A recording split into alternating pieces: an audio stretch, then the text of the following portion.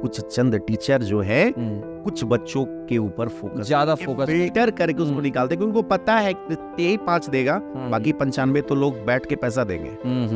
तो क्या हम इसके लिए है समाज में? क्या 90+ में जाने वाला ही बच्चा इंजीनियर बनता है, डॉक्टर बनता है? क्या राकेश जी, ऐसा नहीं है। बच्चा यदि 70% भी लाया है तो भी वो डॉक्टर बन सकता है। जो इंसान सबसे बड़ा डिजायर को रखा है वो अपने गोल तक पहुंचा है।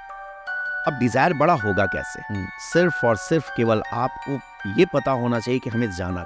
यदि आपको रास्ता पता है तो बस हम सब क्या है, टीचर्स क्या है, एक मार्गदर्शक है, बताएंगे कि बेटा देखिए एक मार्ग है, आपको इस मार्ग पे चलना है। चलना तो उन्हीं को पड़ेगा, बच्चों को ही चलना पड़ेगा। बिल्कुल। स्कूल में सिर्फ बच्चों को सिर्फ पढ़ाई जाती है उनके बोर्ड के लिए, उनके करियर के लिए नहीं पढ़ाई जा रही है। मतलब बोर्ड का मतलब कि सिर्फ बोर्ड की जो सिलेबस है बच्चे पढ़ जाएं और पास कर जाएं, मोटिव यहाँ है सिर्फ। सबसे पहली बात कि बच्चा जहाँ कहीं जाते हैं वो खोजते हैं कि सर मेरा डेमो क्लासेस होगा क्या। मैं बोलता हूँ, जैसे कोई ये पूछते हैं डेमो क्लासेस, मैं बोलता हूँ कि बेटा देखो डेमो बच्चे हमारे कैसे लेंगे, सोचने वाली बिल्कुल बिल्कुल, क्योंकि बच्चों में तो नॉलेज बस उतना ही है जितना वो जानते हैं जगह पे। कभी कभी ऐसा होता है, बच्चे फील करते हैं कि 2 दिन जैसे एडमिशन लिया, खूब अच्छे से पढ़ाई हुआ, फिर इसके बाद थोड़ा थोड़ा डाउनफॉल पे जा रहा है, सिलेबस फिर कंप्लीट नहीं हो रही है और बच्चा फिर उसको फील होता है यार कहाँ फंस गए। जो इंसान ज्यादा दिखाने में अपने आप को सफल है समझता है वो सफल है। लेकिन मेरा ये कहना है कि आप कोटा जाकर जो आप फ्रस्ट्रेशन का लेवल आप जो झेलते हैं, जो कि बहुत बाद में बच्चों को पता चल पाती है, पेरेंट्स लोग को भी लगता है कि नहीं मेरा बेटा कोटा चल गया मतलब डॉक्टर बन गया। अरे ना जी, पढ़ाने का काम जो है वो टीचर सारे कर रहे हैं। 95% टीचर पढ़ा ही रहे हैं, 5% ही केवल जो है टीचर्स वो समझा रहे हैं। आप 8 बेहतर है, आपका 8 क्लास, तो आपका 10th बेहतर होगा। अच्छा, मैं इसका जवाब दूंगा क्यों। बिल्कुल। 8 में जो कंटेंट आपको पढ़नी होती है वही कंटेंट आपको लगभग 10th में पढ़ना होता है, लेकिन थोड़ा सा क्या है वो एडवांस कर दिया जाता है। 9th में जो आप चीज पढ़ते हैं वही चीज आपको 11th में पढ़नी है। ओके, जो आप 10th में पढ़ते हैं वही चीज आप 12th में पढ़नी होती है। तो कनेक्टिविटी का रेंज कहाँ से आई? आप जेंडर बताइए, क्लास के अंदर लड़कियों को बेवजह मत इस तरीके से करना, क्रिटिसाइज करना, है ना। मैं नाम नहीं लेना चाहूँगा किसी का खास, क्या ये सही चीज है? हमारे लिए बच्चे सारे बराबर है, चाहे वो बेटा हो या बेटी। आपने एक मूवी भी देखी होगी, हमारी छोरी क्या छोरों से कम है। दोस्तों नमस्कार, आपकी story.com पर आप सभी का स्वागत है। जैसा कि आप जानते हैं, हम हमेशा अपने मंच पे वैसे ही व्यक्तित्व को आमंत्रित करते हैं जिन्होंने अपने जीवन में संघर्षों की बदौलत कुछ हासिल किया हो, कुछ समाज के लिए किया हो, कुछ लोगों के लिए किया हो। इसी कड़ी में हमारे साथ है एक जाने माने शिक्षक जिनका नाम है लक्ष्मीकांत सर। लक्ष्मीकांत सर पिछले 19 साल से शिक्षा का अलग जगा रहे हैं। अपने शिक्षा के अलग के करियर में 19 साल में अब तक करीब हजारों छात्रों को सफलता डॉक्टरी के क्षेत्र में दिलाई है। अब तक कई ऐसे छात्र हैं जो अब डॉक्टर बनकर अपनी सेवाएं समाज में दे रहे हैं। उसी कड़ी में हमने उनको आमंत्रित किया है कि कैसे इन्होंने ये मुकाम हासिल किया और उनके जीवन में किन किन प्रकारों से संघर्ष का सामना इन्होंने किया है। तो चलिए बिना देर करते हुए सबसे पहले हम सर से आपको मिलवाते हैं। स्वागत है सर आपका। बहुत बहुत धन्यवाद राकेश जी कि आपकी स्टोरी में आपने हमें स्वागत किया, आपने हमें बुलाया, इसके लिए बहुत बहुत धन्यवाद। ये जानना चाहेंगे कि जिस तरीके से आप शिक्षा के क्षेत्र में काम कर रहे हैं, तो इसकी शुरुआत कब और कैसे हुई सर?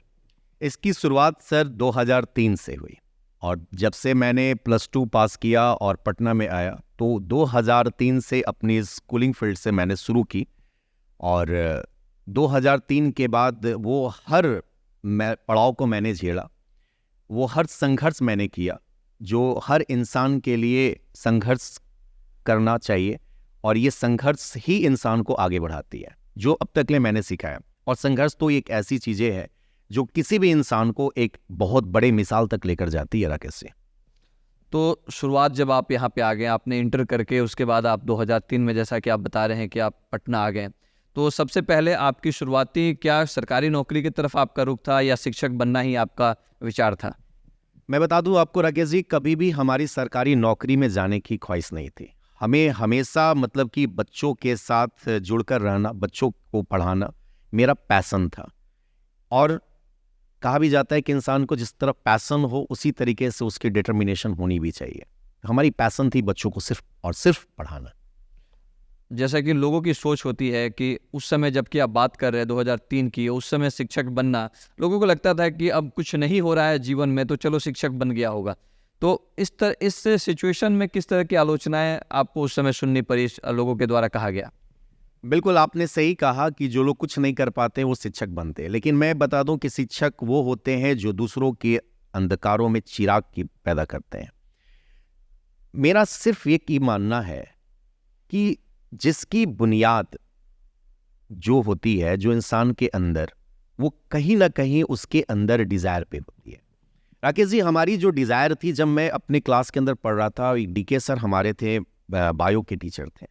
जब मैं उनको स्टाइल देखा था पढ़ाते हुए, उस दिन से ही हमें लग गया था यार कि हमें बनना है तो अपने डीके सर के जैसे बनना है। क्योंकि लगा यार कि जब हम किसी बच्चों को जब कभी कुछ दे रहे होते हैं, कभी कुछ पढ़ा रहे होते हैं, तो क्यों ना कुछ इस अंदाज में पढ़ाया जाए कि वो कभी भी किसी भी वक्त वो बच्चा पढ़ने के बाद भूल ना सके। और मेरा तो एक ही कहना रहता है राकेश जी कि बच्चों को पढ़ाया जाए कुछ ऐसा जो याद रहे हमेशा। तो कोई भी चीज़ जो मुझे लगता है वो स्किल का पार्ट होता है, और पढ़ाना भी, शिक्षक बनना भी अपने आप में एक स्किल। जैसे कलाकार होता है, जैसे एक सिंगर होता है, तो उसमें कला, उसको कलाकार कहा जाता है। तो मुझे लगता है कि शिक्षक भी अपने आप में एक कलाकार होता है, क्योंकि जिसके पास पढ़ाने की कला है वही शिक्षक है। जब आप आगे बढ़े तो स्कूल की जब आपने शुरुआत की, मतलब किसी स्कूल में आपने नौकरी शुरुआत की सबसे पहले, और मुझे लगता है कि 12th जब आप करके आएंगे तो उम्र काफ़ी कम रही होगी, तो उस समय जॉब के लिए गए तो क्या चैलेंजेस आपको फेस करना पड़ा? फिर जब आप पढ़ाए तो, क्योंकि पहली बार आपका क्लास का क्या अनुभव रहा? आमतौर पे जब आप अब तक छात्र थे और अब आप छात्रों को पढ़ाने गए हैं, तो कभी किसी बच्चे ने कोई हुटिंग वगैरह की, या फिर उसको कुछ मजाक का कोई सिचुएशन बनाया क्या? देखिए, ये तो एक पार्ट है, वो हमेशा हर शिक्षकों के साथ होता है। लेकिन मेरा एक ही चीज़ कहना है कि जब भी टीचर जब भी कंटेंट के ऊपर फोकस करते हैं, तो यदि उनके कंटेंट में यदि दम है, तो बच्चे भी नहीं पढ़ने वाले जो होते हैं वो भी क्लास के अंदर बहुत इंटरटेन करते हैं।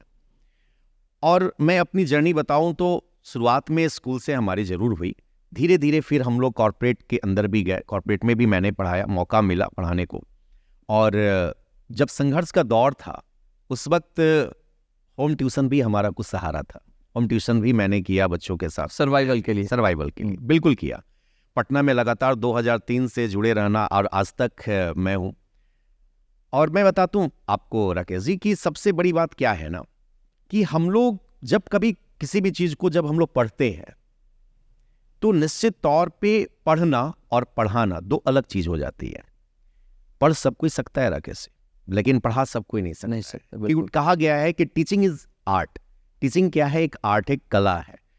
तो उस कला को मैंने बहुत बारीकी से समझा, और अपने क्लास के अंदर बच्चों को बहुत बेहतर तरीके से हर कंसेप्ट को मैंने दिया। और वो कंसेप्ट जो था वो बच्चों को लगा, वो फील करते थे हमारे क्लास के अंदर कि नहीं, सर ने जो पढ़ाया वाकई घर पे जाके पढ़ने की ज़रूरत नहीं पड़ी। क्योंकि मेरा ये मानना है कि पढ़ाते सभी कोई है, समझाते कोई नहीं है राकेश सिंह। क्योंकि पढ़ना से ज़्यादा इंपॉर्टेंट होता है समझना। क्योंकि हम लोग आमतौर पर ही बच्चों को बोलते हैं चलो बेटा पढ़ते हैं, पढ़ने का काम तो किताब कराता है ना राकेश। बिल्कुल। लेकिन जब हम लोग उस बात को लिखी हुई जब समझ जाए ना, तब लगे कि नहीं, ये पढ़ी हुई चीजें समझ आ गई है। तो समझदारी से होती है। और जिस भी इंसान के अंदर वो शिक्षक यदि समझदारी को यदि अच्छे तरीके से वो बता पाते हैं, समझा पाते हैं, वो सफल हो गए अपने जीवन में। एक ट्रेंड बहुत पहले से चलता रहा है और आज भी चल रहा है, क्योंकि ये समय ऐसा लग रहा है कि ये पूछ लेना चाहिए अभी आपसे कि बच्चे कई किलोमीटर से दूर से जाते हैं, टीचर के पास पढ़ने जाते थे। आज भी कुछ ऐसे टीचर हैं, क्षमा चाहेंगे अगर वो लोग अगर सुन रहे हैं मेरी बातों को, तो क्या होता है कि वो बच्चा किताब लेके आता है, टीचर खड़े होते हैं और किताब सामने रखते हैं और लाइन बाय लाइन उसी किताब में लिखी हुई बातों को फिर उनके कॉपी में लिखवाते हैं। सही। तो इस टेंडेंसी को आप क्या समझते हैं? ये क्या सही तरीका है, या फिर वैसे टीचरों के लिए आपके पास क्या मैसेज है? मैं वैसे टीचर को बताना चाहूँगा कि कृपया करके वैसा ना करें। क्योंकि कारण क्या है कि जब आप किताब देखकर बच्चों को जब आप पढ़ाते हैं, तो बच्चा ये फील करता है कि वही बातें तो सर बताएंगे ना जो किताब में लिखी हुई। बिल्कुल। तो हम सर के पास उतनी दूर से जो चलकर आए हैं, क्या हमें कुछ अलग मिलेगा, कुछ खास मिलेगा? तो क्या किताब देखकर पढ़ाने से क्या हमें सही मिल पाएगा? तो उन सारे शिक्षकों से हमारी अनुरोध रहेगी कि आप जब कभी भी जाएं क्लास के अंदर, तो आप क्लास के अंदर एक एक्टर है, और एक्टिंग करने से पहले आपको पहले उसको क्या करनी पड़ेगी? सीखना पड़ेगा। तो आप सीख कर जाइए, प्रैक्टिस करके जाइए, पढ़कर जाइए। कोई भी इंसान परफेक्ट नहीं है, परफेक्ट नहीं हो सकते हैं, लेकिन हम अपने काम को जब ईमानदारी पूर्वक करेंगे तो बेहतर से बेहतर कर सकेंगे क्लास के अंदर। तो मेरा यही कहना है कि पढ़कर जाइए, जितना भी कंटेंट आपको सिखाना है बच्चों को, सबसे पहले आप खुद तैयार होइए, क्योंकि जब तक आप अपडेट नहीं होंगे तो बच्चों को कैसे अपडेट करेंगे। बिल्कुल। अब अगर हम आगे की बात करें तो फिर उसके बाद आपने लंबे समय तक स्कूलिंग भी की, लेकिन उसके बाद आप कॉर्पोरेट सेक्टर की बात करें, कोई कोचिंग संस्थान में भी आपने पढ़ाना शुरू किया। क्या अंतर है बच्चे को स्कूल में पढ़ाना और किसी कोचिंग में पढ़ाने में, क्या अंतर है? देखा जाए तो थोड़ा अंतर है आगे से। स्कूल में सिर्फ बच्चों को सिर्फ पढ़ाई जाती है उनके बोर्ड के लिए, उनके करियर के लिए नहीं पढ़ाई जा रही है। मतलब बोर्ड का मतलब कि सिर्फ बोर्ड पास की जो होने के लिए। सिलेबस है बच्चे पढ़ जाए और पास कर जाए, मोटिव यहाँ है सिर्फ केवल कि बच्चा, और देखिए पेरेंट्स का भी क्या है ना रुझान, कि बच्चे को ये देखना चाहते हैं कि बस मेरा बेटा जो है 90 प्लस में लेकर चला है। क्या 90 प्लस में जाने वाला ही बच्चा इंजीनियर बनता है, डॉक्टर बनता है? क्या राकेश जी, ऐसा नहीं है। बच्चा यदि 70% भी लाया है तो भी वो डॉक्टर बन सकता है। सही है, बिल्कुल। तो हम लोग बच्चों को हमेशा बोलते हैं कि बेटा देखो, कभी भी मार्क्स के लिए मत पढ़ो, जब भी पढ़ो तो मेरिट के लिए पढ़ो। जिस दिन बेटा मेरिट के लिए पढ़ने लगोगे ना, मार्क्स छक मार के पीछे चली आएगी। तो इसीलिए मैं बोलता हूं कि बेटा हमेशा नॉलेज के लिए पढ़ना है। हम लोग करते क्या, रटा रटाए चीजों को पढ़ाए जाते हैं, जो भी लिखी है किताबें में वही सारी बातें बताए जाते हैं। क्या हम बच्चों को कुछ उस प्रैक्टिकल वे में चीजों को नहीं बता सकते हैं?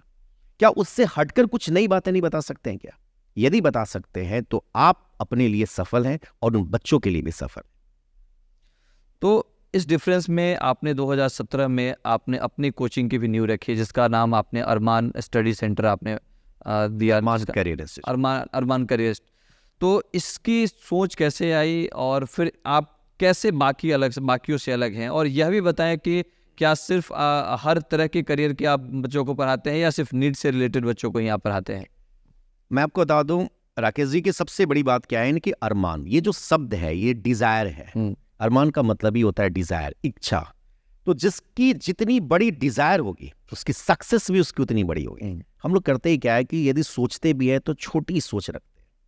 हर मैं बोलता हूं बेटा देखो, डिजायर यदि रखना भी है ना तो लाइफ में सबसे बड़ा डिजायर रखो। जो इंसान सबसे बड़ा डिजायर को रखा है वो अपने गोल तक पहुंचा है। अब डिजायर बड़ा होगा कैसे?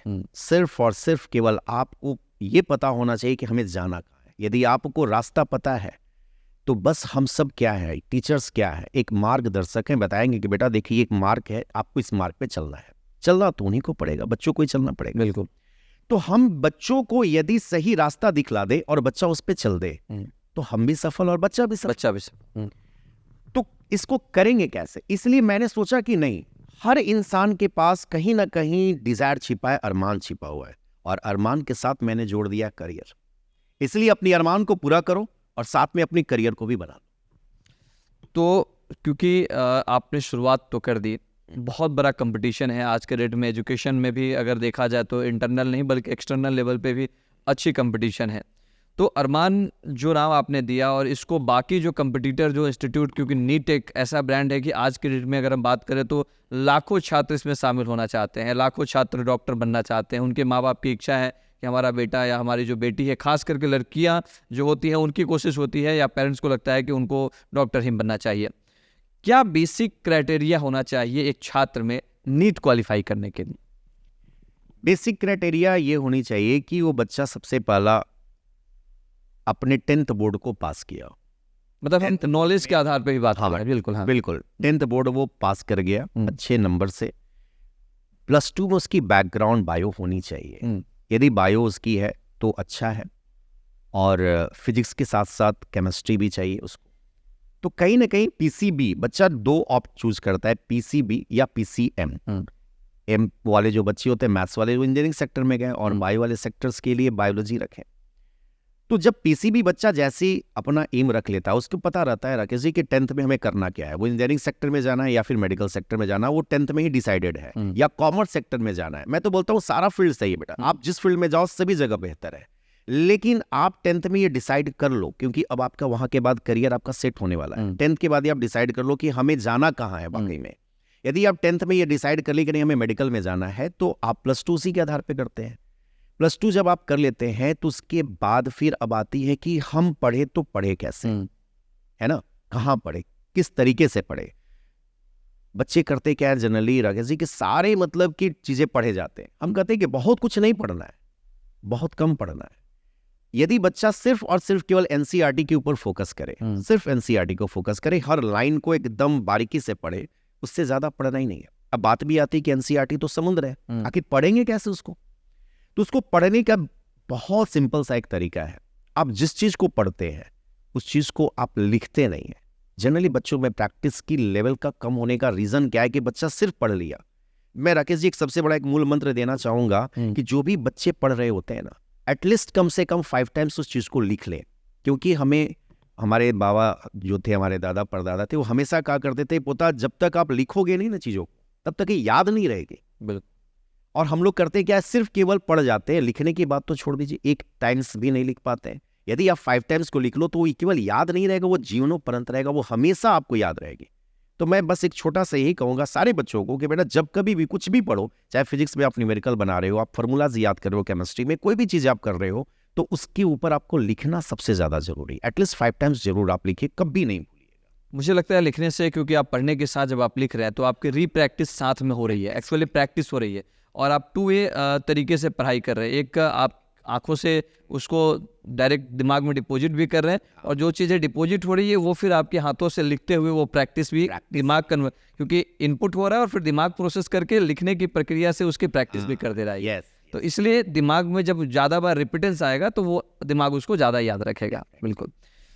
आज के जिस तरीके की सिचुएशंस है और जिस तरीके से होड़ लगी हुई है कि डॉक्टर बनने की, तो जब सारा सेप या सारी जो निचोड़ है वो एनसीईआरटी में ही टिकी हुई है, तो क्या जो स्कूल पढ़ा रहा है एनसीईआरटी, क्या वो उस तरीके से नहीं पढ़ा पा रहा है? क्योंकि कोचिंग तो फिर वही किताब पढ़ा रहा है जो स्कूल को पढ़ा रहा है। तो क्यों ना जब बच्चा स्कूल में ही पढ़ रहा है और जब नीट का सवाल एनसीईआरटी से ही आना है, तो क्यों ना स्कूल में ही वो कंप्लीट करे, फिर कोचिंग जाने की क्या हो सकता है उसे? यही तो बात मैंने आपको कहा राकेश जी कि सारे लोग पढ़ रहे हैं, समझ नहीं रहे। जिस दिन बच्चा समझना शुरू कर देगा, आप समझिए तो वो मतलब आप ये कह रहे हैं कि स्कूल सिर्फ पढ़ा रहा है, समझा नहीं रहा है? समझा नहीं रहा, क्योंकि समझाने के लिए खुद पहले समझना तो पड़ेगा। आप सोचिए जो टीचर किताब खोलकर बच्चों को यदि पढ़ा रहे हो तो उनके पास डेप्थ कहाँ है? डेप्थ तो तब ना आएगी जब आपके कंटेंट में दम होगा और आप पेन मार्कर उठाकर सीधा बोर्ड पे आप प्रेजेंट करते हैं। अब बच्चों से टॉपिक पूछिए, क्योंकि आप खुद ही तैयार होकर नहीं गए हैं, तो आप कैसे बच्चों को आप बेहतर दे पाइएगा? आप तो वही चीजों को देख कर पढ़ाए जा रहे हैं जो किताब में लिखी हुई बातें हैं। किताब में लिखी हुई बहुत सारी बातें हैं, लेकिन वो सारी बहुत सारी बातों को क्या आप फिल्टर करके बच्चों के सामने वो क्या रख पा रहे हैं? क्योंकि रख तभी पाएंगे जब आपकी उसके ऊपर तैयारी आपकी खुद की बेहतर हो। तो फिर एक अच्छा स्टूडेंट या एक पेरेंट्स एक अच्छे टीचर और एक अच्छे इंस्टीट्यूट को कैसे ढूंढे? क्योंकि ये तो पूरा एक बाजार है, तमाम अलग अलग इंस्टीट्यूशन हैं, तो उसके पास क्या ऐसा बेसिक, क्योंकि कई बार क्या होता है कि एडमिशन ले लिया और उसके बाद 2-3 महीना पढ़ने के बाद फी तो पहले दे दिया है और समय भी निकल गया है। अब उसके पास दिक्कत ये होती है कि अब उसको लगा कि हम गलत जगह एडमिशन ले लिए हैं, तो वापस उसको आने में भी दिक्कत है और उस समय पैसा भी लग गया है। कई ऐसे पेरेंट्स हैं जो वापस पैसा देने में सक्षम नहीं होते हैं। तो उसके लिए पहले कोचिंग ढूंढने के दौरान छात्रों को या पेरेंट्स को किन किन बातों का ध्यान रखना चाहिए? गुड, बहुत अच्छा प्रश्न आपका है राकेश जी कि किन पहलुओं पे हम बच्चों को एडमिशन कराएं। देखिए, सबसे पहली बात कि बच्चा जहाँ कहीं जाते वो खोजते हैं कि सर मेरा डेमो क्लासेस होगा क्या? मैं बोलता हूँ, जैसे कोई ये पूछते हैं डेमो क्लासेस, मैं बोलता हूँ कि बेटा देखो, डेमो बच्चे हमारे कैसे लेंगे? सोचने वाली बात है। बिल्कुल बिल्कुल। क्योंकि बच्चों में तो नॉलेज बस उतना ही है जितना वो जानते हैं। तो बच्चों को यदि डेमो लेने की बात जहां कहीं आती है तो मैं उनको मना करता हूं, बेटा कि नहीं, डेमो नहीं लेना है। आपको बेटा ये देखना है कि हमारे लिए जो टीचर हैं, जो बेहतर पढ़ा रहे हैं, क्या हमें समझ में आ रही है कि नहीं। वो डॉक्टर है, कोई जरूरी नहीं कि जो डॉक्टर है वो डॉक्टर आपको बनाएंगे। बिल्कुल ऐसा तो नहीं है सर, है ना। बहुत सारे संस्थान में आप डायरेक्टर देखिए, ऐसा तो नहीं कि खुद डॉक्टर हैं और फिर वो डॉक्टर बना रहे हैं। नहीं, संभव। जैसे जितने भी यूपीएससी क्रैक करने वाले हैं तो सबको पढ़ाने वाले तो आईएएस है नहीं। आईएएस तो है, बिल्कुल। हाँ, तो मेरा ये कहना है कि आप जिससे समझ पा रहे हो वो आपके लिए बेहतर है। आप जिससे समझ पा रहे हैं वो आपके लिए क्या है, बेहतर टीचर है। बस आपको करना क्या है कि आपने जब कभी एडमिशन आपने लिया तो आपको पता चल जाता है कि 1 से 2 क्लासेस के अंदर कि नहीं, मैं सही जगह पे हूं। यदि आप 2 दिन में आप चीजों को डिसाइड नहीं कर पा रहे हैं, इसका मतलब आप खुद अपने आप को धोखा दे रहे हैं। पेरेंट्स का काम क्या है राकेश? सिर्फ पैसा देना ना, पढ़ना तो बच्चों को ही है। तो 2 दिन में आपकी समझ में ये जरूर आ जाती है कि हम जो है वो किस जगह पे। कभी कभी ऐसा होता है, बच्चे फील करते हैं कि 2 दिन जैसे एडमिशन लिया, खूब अच्छे से पढ़ाई हुआ, फिर इसके बाद थोड़ा थोड़ा डाउनफॉल पे जा रहा है, सिलेबस फिर कंप्लीट नहीं हो रही है, और बच्चा फिर उसको फील होता है यार कहाँ फंस गए। मेरा कहना है कि देखो बेटा, नहीं, वो चीज़ को स्टक होने से पहले आप देखो, खुद आप समझदार हो, 10th आप पास करके गए हो, है कि नहीं, 12th बोर्ड में आपकी इतनी तो मैच्योरिटी जरूर हो जानी चाहिए कि हमारे साथ जो टीचर्स हैं वो आपके साथ किस तरह से बर्ताव कर रहे हैं, क्या आपको सही कंटेंट दे पा रहे हैं कि नहीं। आपको जज कर लो, 1 वीकेंड के अंदर जज कर लो। यदि आप जज सही से नहीं कर पाए तो आप फिर आगे फंसते चले जाओगे। तो वो एक ट्रैप है, ये कहना चाहिए कि वो एक ट्रैप है। हाँ, क्योंकि अब नहीं समझ पाए तो फिर बेटा ये समझदारी आपको होनी चाहिए, क्योंकि आप बड़े बड़े संस्था में आप क्या देख रहे हैं कि शुरुआत में तो बहुत अच्छी है, लेकिन बाद में उसकी स्टोरी बहुत खराब हो जाती है। तो मैं कहता हूँ बाद का इंतजार क्यों करें, अभी क्यों ना कर ले। डिसीजन हमको जो बाद में लेनी है 2 महीना 4 महीना के बाद, जो कि बहुत लंबा खासा समय निकल जाएगा, मैं वहीं क्यों ना रुक जाऊं और अपने आप को रोक कर फिर पूछूं कि यार बेहतर क्या है। बेहतर का कोई पैमाना नहीं, बेहतर तभी है जब आप बेहतर। अभी एक और चीज़ है कि खास करके अगर बिहार में बच्चों की बात करें तो उनके दिमाग में सीधा आता है कि अगर हमको नीट क्वालिफाई करना है तो कोटा जाना है, सीधा डायरेक्ट दिमाग ही वहीं पे स्विप करता है। और इससे वो बच्चे तो वहाँ पहुँच जाते हैं जिनके पेरेंट्स सक्षम है उसके लिए, लेकिन वो बच्चे वहाँ नहीं पहुँच पाते हैं जिसके लिए वो सक्षम नहीं है, जो पेरेंट्स सक्षम नहीं है। क्योंकि वहाँ सिर्फ एडमिशन की बात नहीं है, बल्कि एडमिशन के साथ जो है और भी चीज़ें जुड़ जाती हैं, और भी एक्सपेंसेस हैं, और कहीं ना कहीं वो प्रेशर है जिसकी वजह से आए दिन ये खबर आती है कि भाई ये बच्चे ने सुसाइड कर लिया, या फिर ये बच्चे ने अपनी ज़िंदगी समाप्त कर ली क्योंकि उसके हिसाब से उसको मार्क्स नहीं मिले। तो क्या उसी एनसीईआरटी को पढ़ने के लिए क्या कोटा जाना ही अनिवार्य है, या फिर उस एनसीईआरटी को पढ़ाने के लिए यहाँ के भी शिक्षक सक्षम है? बिल्कुल सक्षम है, लेकिन क्या है ना, दिखावा का मार्केट हो चुका है आगे से। जो इंसान ज्यादा दिखाने में अपने आप को सफल है समझता है वो सफल है।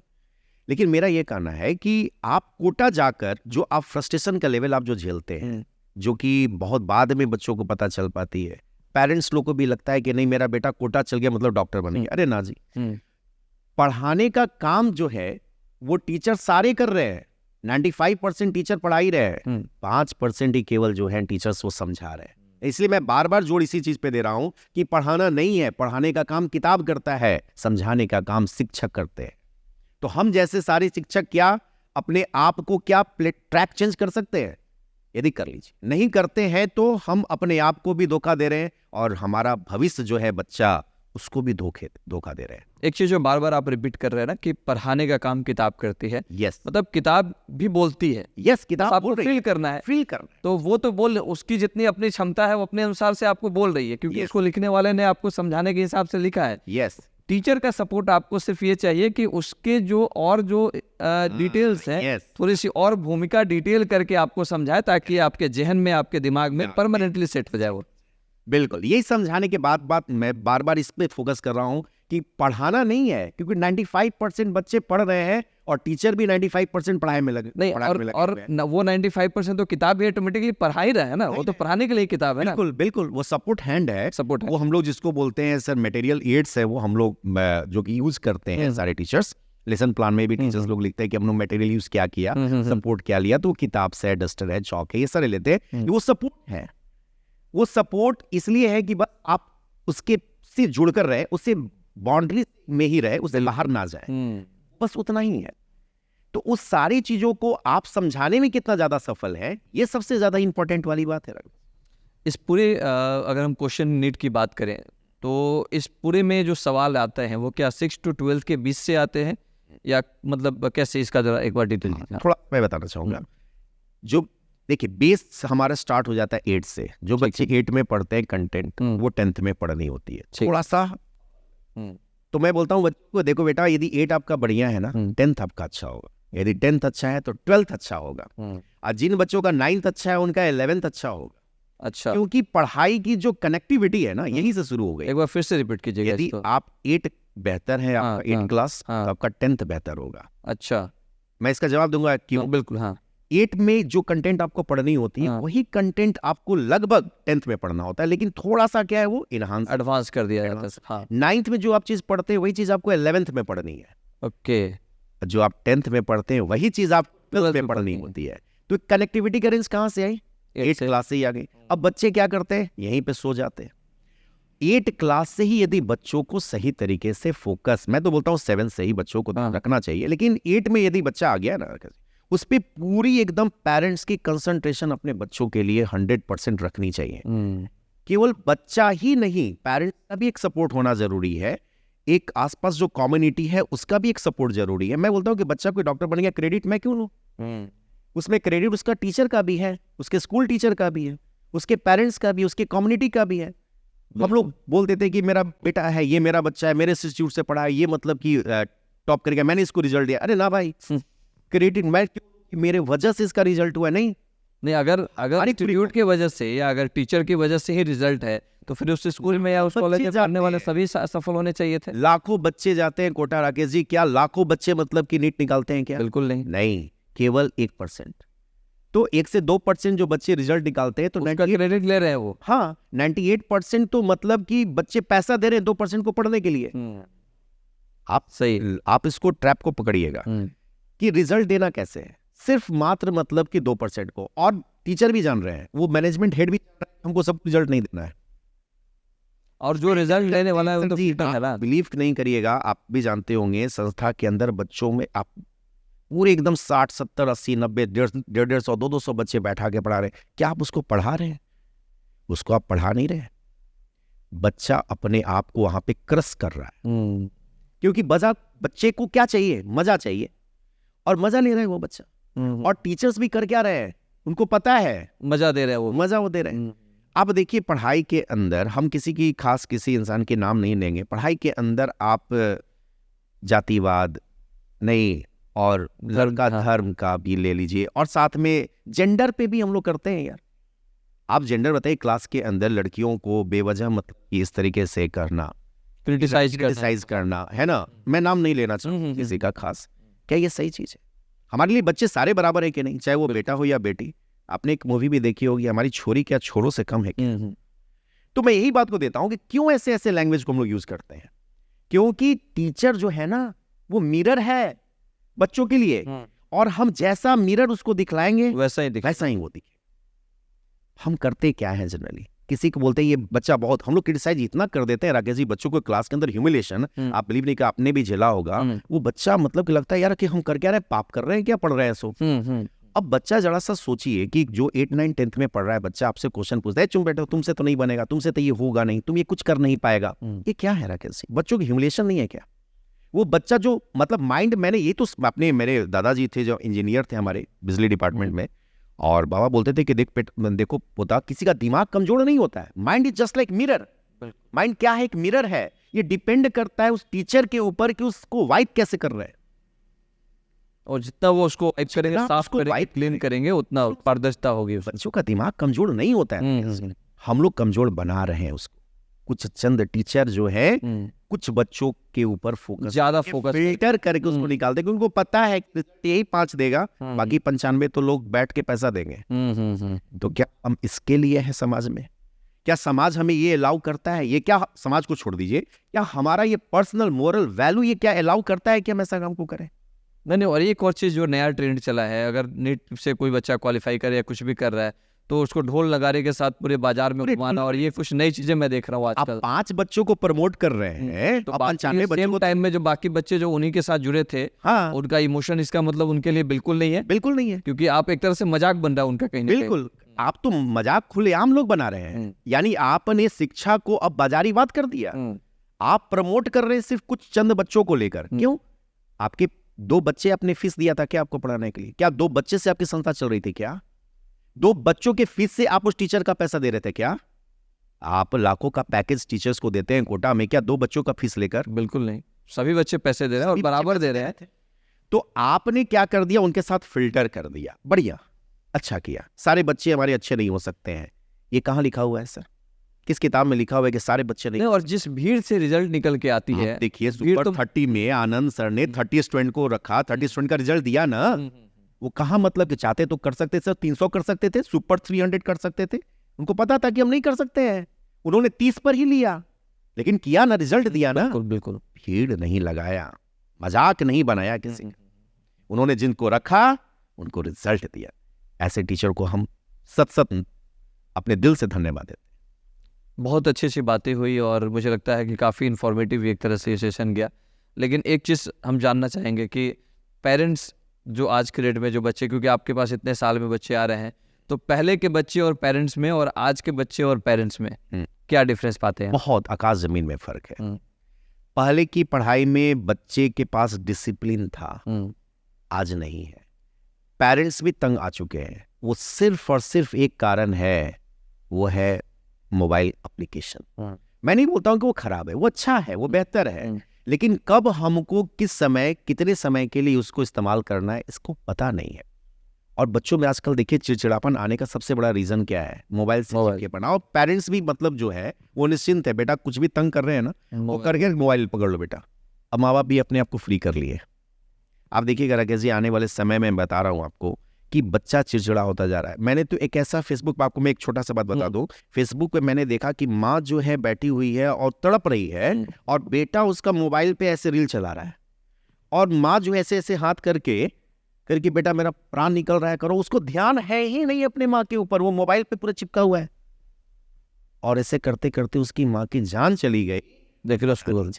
अब आप इस स्तर से जरा सा सोचिए कि बच्चा मोबाइल के प्रति कितना आशिक हो चुका है कि माँ बाप की जान भी चली जाए ना तो फर्क नहीं, कोई फर्क नहीं पड़ रहा। बिल्कुल। तो आप सोचिए कि शिक्षा की बुनियाद जब बच्चे कैसे मतलब इसको बेहतर कर पाएंगे और कैसे पेरेंट्स उसको संभाल पाएंगे।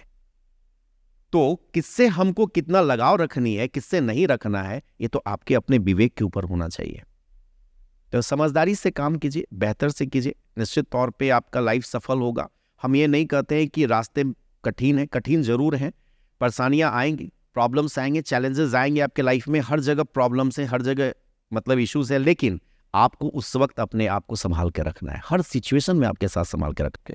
तो अगर जो बच्चा या पेरेंट्स अगर आपसे कनेक्ट होना चाहता है, आपसे जुड़ना चाहता है या नीट से रिलेटेड कोई गाइडेंस लेना चाहता है, तो उसके लिए आपसे कैसे संपर्क कर सकता है? बिल्कुल राकेश जी, आपने सही कहा। मैं तो यही कहता हूँ कि जो भी इंसान सिर्फ उनका मकसद है अच्छा पढ़ाना, बेहतर पढ़ाना, तो बच्चे उनको ढूंढ लेते हैं।